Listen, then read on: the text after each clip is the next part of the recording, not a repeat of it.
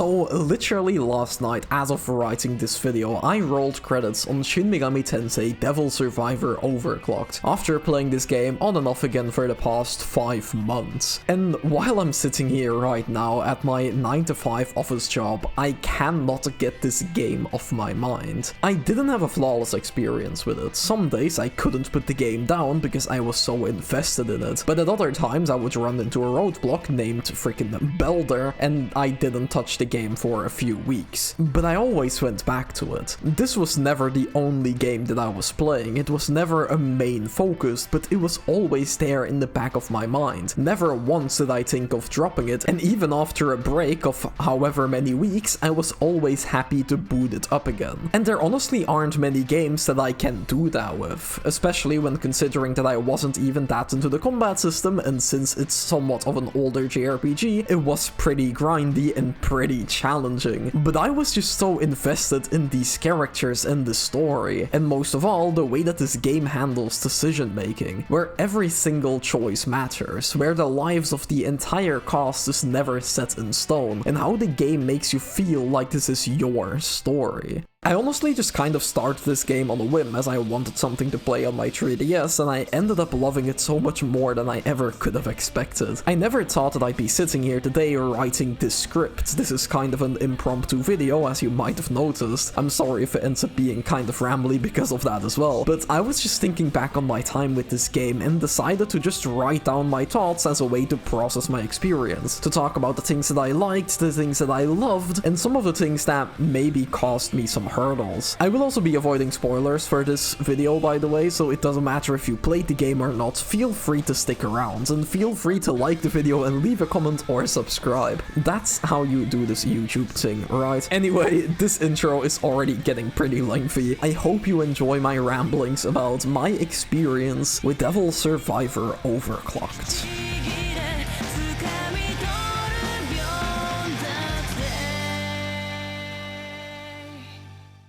This game takes place in modern-day Tokyo, and in classic SMT fashion, demons have started appearing, causing the entire city to be placed in a lockdown. We can talk about lockdowns in 2025, right? I feel like we're all over that at this point. Nobody is allowed to leave, as the military is surrounding the area, and they cut off all contact with the outside world. And together with the aforementioned demons, a certain cult has also started to appear, with some of the members even being able to control these demons through a Nintendo 3DS, I mean through comp devices. Nobody knows what is going on, and as you might expect, this situation slowly but surely devolves into utter panic and chaos as the days go by. The game does a fantastic job at portraying this downfall into pure chaos. It has an incredible atmosphere thanks to both the OST and the visuals, even if it is pretty limited in that department. The game just gets the most out of it. Every single element comes together to really strengthen this feeling of hopelessness that keeps growing as the lockdown continues. People start to lose their humanity, they start to fight amongst each other, and we're shown just how far people will go to survive. Over its runtime, the game deals with the very real topics of humanity, survival, religion, blind faith, and government control, and it mixes all of those factors flawlessly with this fantasy storyline about an ancient competition between demons and gods that is slowly revealing itself throughout the plot. And amongst all of this is where we find our main cast. 3 best friends who happen to be in Tokyo as the lockdown came into effect. Yuzu, Atsuro, and our main character. I named him Makoto Yuki, by the way, referencing Persona 3 because look at him, I love my blue-haired Atlas protagonists. And for the nickname, I named him Neku, referencing The World Ends With You because again, look at him. The day before the lockdown, they also received a 3D comp from Naoya, the cousin of our main character, and similarly to those cultists, these comps can also summon demons. But what is even the purpose of these devices? How did Naoya get his hands on them, and where is he now? Why did he give us these comps? Did he know this was gonna happen? That last one seems pretty likely, as the lockdown has now gone into effect and our characters' only way of defending themselves is by using these comps to summon their demons in order order to fight back. And this is where the game starts us off, with our characters trying to find information about what is going on here. And at this point, in less than an hour into the game, I was already hooked on this story. We have a great set of mysteries to solve. We have a trio of main characters, each with unique personalities and a fun dynamic between them. And we also got a general setup that I personally just really enjoy, especially later when we get some light dev game elements introduced together with a sprinkle of time travel or future visions, I guess, to be more precise. I don't know why, but when I was a few hours into this game, something kind of just clicked into my brain, and I started to think like,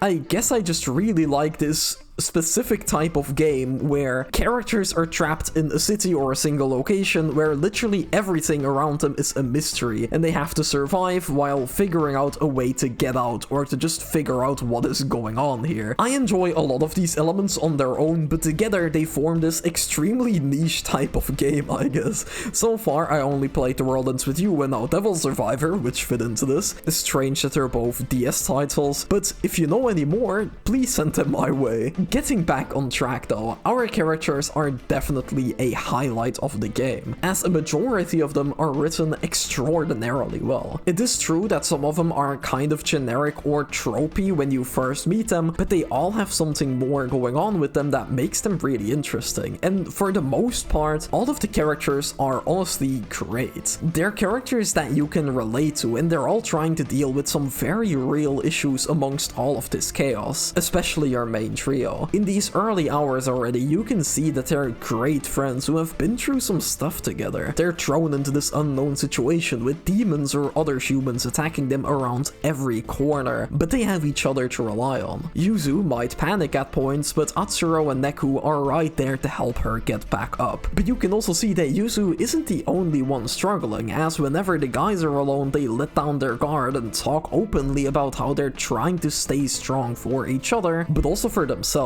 because what good is giving up gonna do in this situation? They have their comps, and outside of providing them a way to fight back, it might also give us a vital clue about what is going on here. Devil Survivor takes place over the course of a number of in-game days. These are basically your chapters. They start in the morning and end in the evening, obviously, and are divided into 30-minute time slots where you can decide how to spend your time. The game will always start you off here, with a map of Tokyo and a list of locations, with every location having a little icon to show which characters are there or what other events might be taking place here, such as the combat encounters. You go to these locations, talk to the characters that are there, you gain some information, you share some information, 30 minutes pass, and you choose your next activity. Sometimes, of course, you won't get to choose your activity, as there might be a mandatory event or a boss battle, usually at the end of the day, but for the majority of the time you can choose who to talk to or which battles to engage in. And when I first came into contact with this system, it did overwhelm me a tiny bit, because let's say that a day starts at 9 AM and there are characters available in 8 different locations. Remember, visiting a location and talking to someone takes 30 minutes, but as you start visiting a few of them and the clock reaches, let's say, 11 AM, a certain amount of characters that were available before won't be available anymore, or they might have moved to another location and are now talking to someone else. In which case, you kind of just missed out on an interaction with that person, which could have possibly provided some vital information. But I quickly learned that that is part of the beauty of this game. You won't be able to talk to everyone, you won't be able to see every event, and I kind of had to let go of the completionist in me to just fully immerse myself by choosing who to talk to and what to prioritize. And as a Persona fan, this kind of reminded me of the not remake versions of Persona 3 or Persona 4 Golden, where it's nearly impossible to complete every single social link on your first run. Later games made this a lot easier and a lot more manageable, but originally you really would have to pick and choose who you want to spend time with. And it's kind of the same here, only stricter, as in Persona, if you play absolutely perfectly, you will be able to finish every social link before the end of the game. But here, that's just not a thing. The game purposefully doesn't give you enough time to everyone. You have to choose who to talk to, and these choices will impact the story. The game does have a way to kind of help you in making these decisions though, as every single morning our characters will receive an email on their comp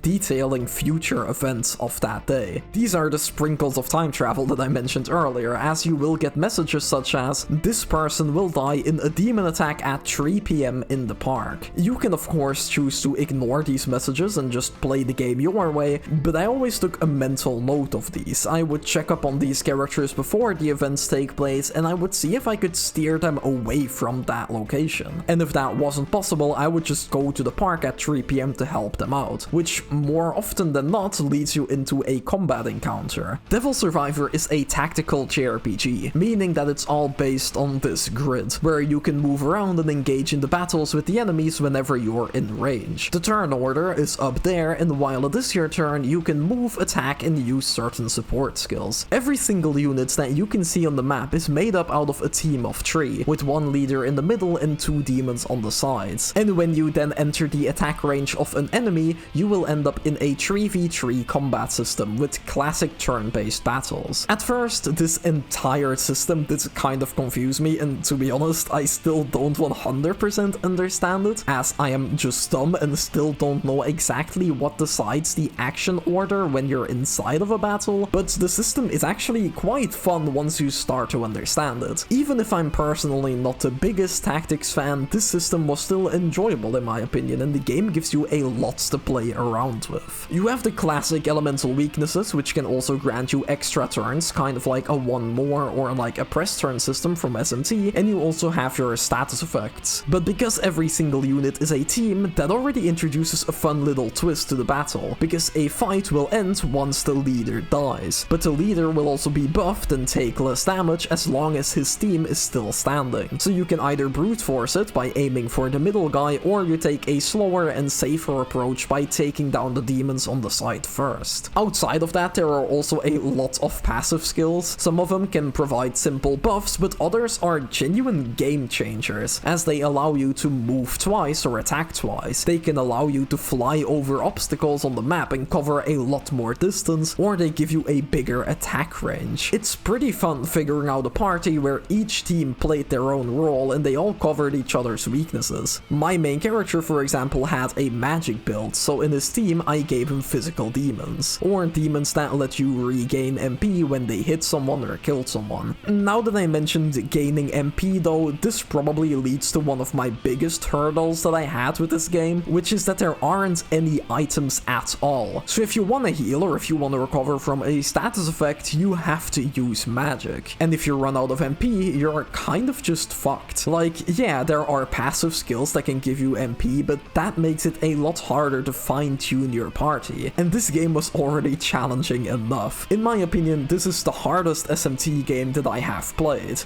Granted, I haven't played that many of them, and of course there are a lot harder single boss fights in the other games, but purely for story progression, this game gets really challenging, so be ready, I guess. But then again, I was able to beat the game, so I feel like you should be fine. And the way that you acquire demons is also pretty unique in this title. You have the compendium and the fusions like always, but you also have the demon auction, where you can buy demons off of the black market. And this was kind of fun, as you're entering bidding wars to get a demon with a high rating. And this also really pushes resource management with your money. But I also didn't really like how hard it was to get money. Maybe it's because I'm not that good at the game, but I was just always broke, which made for some really stressful late game battles, as I was kind of starting to struggle with my budget party. But I guess I made it work by doing a lot of grinding to catch up. Thankfully, there is always a time slot to grind available to you though, aka an option to battle without taking up these 30 minutes, which is especially nice when you're right in front of a story boss and you realize that you're horribly underprepared. Which is also where the skill crack feature comes into play, because at the start of a battle you can inspect all of the enemies on the field and you can select one of their skills with one of your characters. Let's say that if you select the enemy Jack Frost and his Wufu skill with the main character, then you will be able to steal that skill, but only if the main character kills that specific Jack Frost, which is how you can expand on your available skills. As I said, there is a lot of customization to this combat system, and if you do decide that you've grinded enough and you want to continue the story, you can always check the mail again to see what events are gonna come up soon. But that's also not the only way in which the game subtly points you in the right direction of who to talk to, because there's also the thing called the death counter. Every single character that you run into in the city will have a number above their heads, which shows how many days they have left to live. And I really love this because it's such a simple thing, but it adds so much urgency to everything going on. Sometimes you will see someone who wasn't mentioned in the morning mail, but they have the number 0 above their heads, meaning that they will die today if nothing drastic happens to change fate, steering you towards interacting with them more to gain information on how and when to possibly save them. But this system goes even further, because as you're intervening with one event to save a certain character, maybe the counter of someone else will go down because of a chain reaction, which then of course pushes you as the player to keep an eye out for those characters next so you can hopefully save them. And all of these chain reactions really make this world feel alive. All of these characters have their own stories going on, they all move independently from you. You can steer them in certain directions, yeah, by giving them information, but sometimes by giving someone information or by intervening in a fight, it might lead to a worse outcome for them in the end. Some of the plotlines of these characters will intertwine at points, only for them to go their separate ways again. And while other characters might seem disconnected at first, later they will become two pieces of one greater narrative that cannot be separated anymore. There were quite a few characters that I interacted with that I expected to just stay smaller side characters for the rest of the game. Characters that wouldn't be important outside of this one seemingly optional plotline on, let's say, day 2. But by doing that seemingly optional plotline, I got invested in them. I got invested in their story and I talked to them whenever I could. Even after this plotline was done, we kept sharing information with each other. They didn't join my party because they had their own stuff going on, but I kept checking up on them because we were allies, only for it to turn out that my actions unlocked an entire route where they are the key characters. And this is exactly what I meant by this feels like your story. The game has quite a few endings, and depending on which plotlines you progressed, depending on which characters you talk to, you will unlock the option to choose those specific endings. But what I also really liked is that the game doesn't lock you into anything, because often with story decision games or even with other SMT games, I'm kind of scared of locking myself into an ending. What if I want to get the chaos ending, for example, but 10 hours ago I made a single dialogue choice that to me felt in character, but to the game might have signified that I want to do the law ending. So now I'm here locked into the law ending. But that's not an issue here. You can get locked out of certain endings if you don't meet certain requirements or if you fail to keep certain characters alive, but you'll never be locked into an ending. While playing, I tried to do as much as I could. I followed as many leads as possible, and while I did mess up a few times locking me out of a certain ending, I got the option to choose between quite a few routes, which then led me to pursue the route of the characters that I was enjoying the most. These are the characters that I've been spending the most time with ever since day one, so taking that ending felt natural to me. The game constantly has you making choices, and this makes every single encounter and conversation feel meaningful. When someone died, it was because I messed up. I could have avoided it by making different decisions and talking to different people at different times, but I also didn't want to. The deaths didn't feel like bullshit because I randomly got critted or something. It wasn't like in Fire Emblem where I wanted to rewind time or load an older save to keep that character alive. No shade to Fire Emblem, by the way, I really love tree houses. In Devil Survivor, I didn't really want to do that, because that character's death made sense in the narrative. If it was a scripted event, I would have believed it, because it was impactful for me the player, but even more so for the characters, as all of them would grow from these events. It made sense for their character arcs for that death to happen. And then later, by talking to a friend, I found out that this person could have become a party member if I kept them alive. And to me, that's kind of crazy, especially for a DS game from 15 years ago. Characters died or survived all because of the leads that I decided to follow, because of who I decided to talk to or not talk to, and it didn't feel awkward to the story at all. And if you play this game, you might not even run into those events. I was in one of the final cutscenes and I had so many characters there, both party members and allies, but my friend who I was in a voice call with told me that in their game, the characters in that scene were completely different. Many of them had either died or they left the party because they disagreed with the choices of the main character. And you can kind of feel this while playing the game. So many times did I have the feeling of, I wonder what would have happened if I didn't share my information with this person. I wonder what would have happened if I talked to him instead of to her. What would have happened if I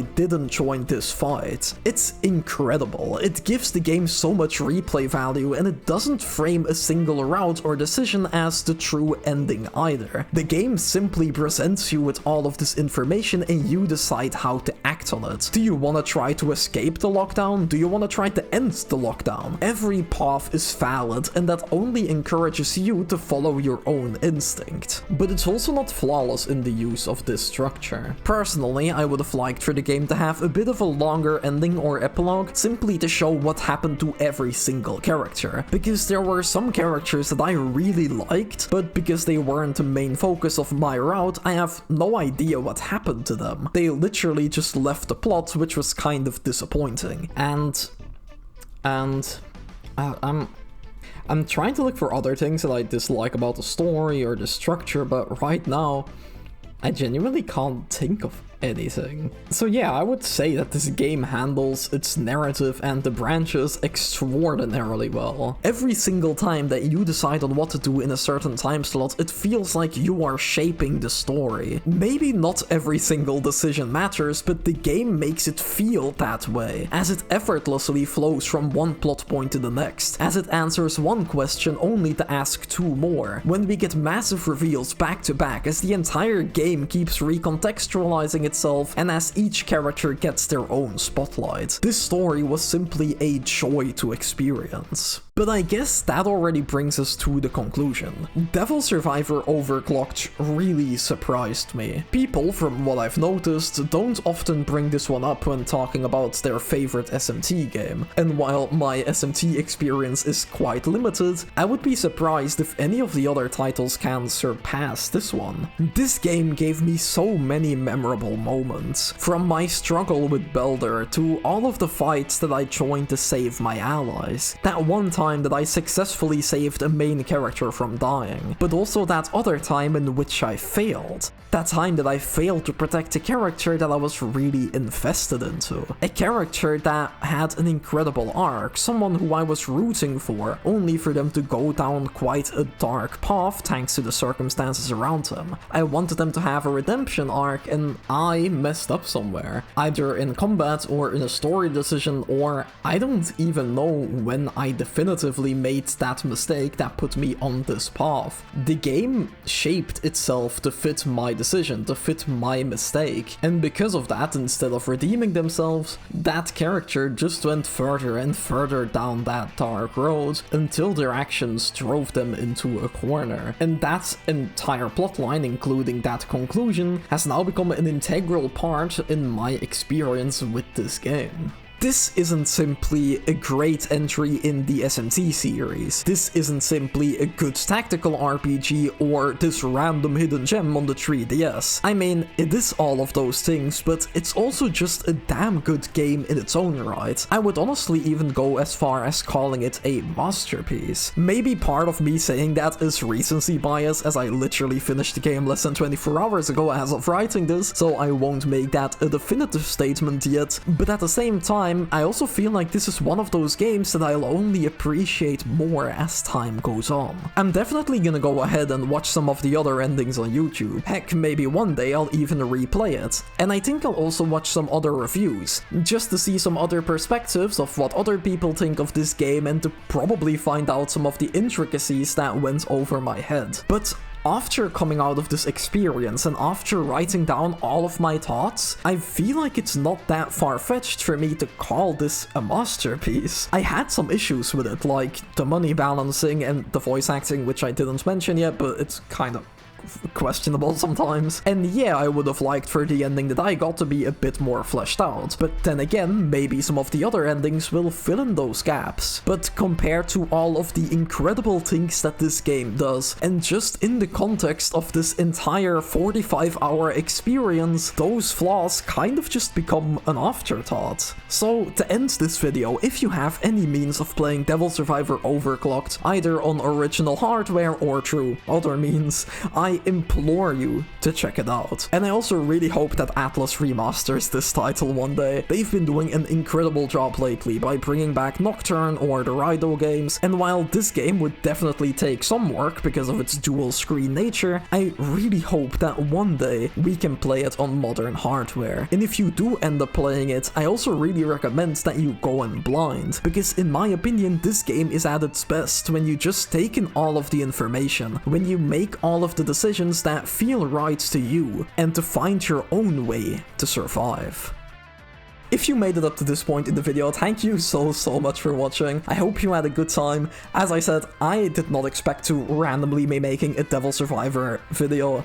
Kind of annoying even, because I didn't really record footage as I was playing this on my 3DS, but you're watching this when the video was done, so I'm assuming that I figured all of that out in the future. Good luck to future archery. But yes, thank you so much for watching this video, and be sure to let me know in the comments if you played Devil Survivor Overclocked, or if you haven't played it, let me know if this video was able to convince you to at least look into the game a bit more or to try it out for yourself. As you've probably guessed by now, I highly recommend it. But I'm gonna end the video here. If you enjoyed it, be sure to leave a like, leave a comment, and check out my channel if you like more content like this. If you like videos on Atlus, if you like JRPG videos and just general reviews and discussions and everything, my channel probably has some stuff that you would find interesting. And if not, I hope you have a nice rest of your day. Unless it's evening and you're going to bed, then I hope you have a good night's sleep. I don't even know what I'm talking about anymore, so yeah, I'm gonna wrap it up. Thank you all so much for watching, I hope you enjoyed, and hopefully I'll see you all again soon.